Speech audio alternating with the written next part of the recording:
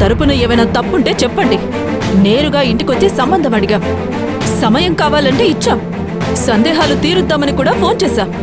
సంతోషంగా మీరంతా వచ్చి సరే అని చెప్పాక నిశ్చితార్థం ఖాయం చేసుకున్నాం.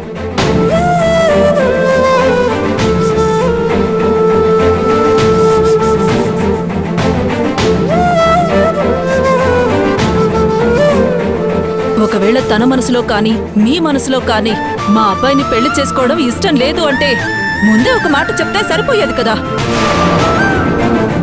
నిశ్చితార్థాల వరకు తీసుకువచ్చి ఇలా అందరి ముందు అవమానించడం ఎంతవరకు కరెక్ట్? రేపొద్దున జనాలు ఏమనుకుంటారు?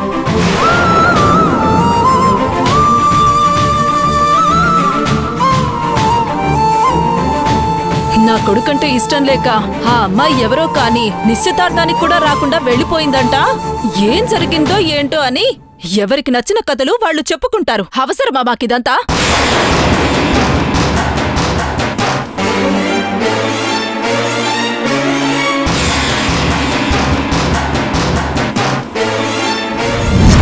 నిన్ను కాపాడటం కోసం నా కూతురు అబద్ధంతో మొదలుపెట్టి అబద్ధాల మీద అబద్ధాలు చెప్పి చివరికి తన ఇంట్లో వాళ్ళు తననే అనుమానించే పరిస్థితికి తీసుకొచ్చావు కదమ్మా.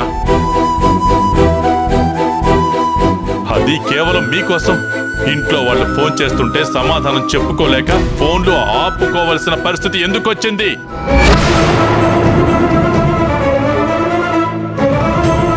నీ గురించి ఇన్ని అబద్ధాలాడిన తన గురించి ఏమీ ఆలోచించకుండా తల వంచి ప్రశాంతంగా తాళి కట్టించుకుంటున్నావు. చాలా గొప్పదనమ్మా.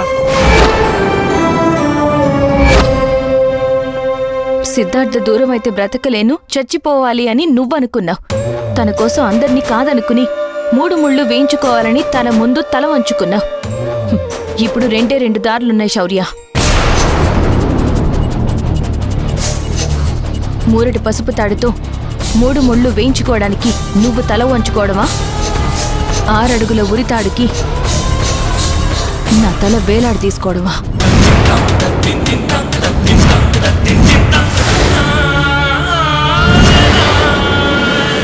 ఆ రోజు మీ ఇద్దరు ఎక్కడ దూరం అవుతారో అన్న భయంతో నువ్వు చనిపోవాలనుకున్నావు.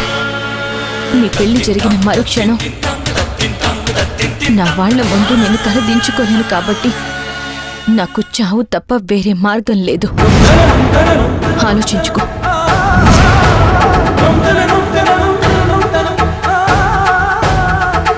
నీకు నీ బ్రతికే కావాలో నా బ్రతుకు కూడా కావాలో ఆలోచించుకో.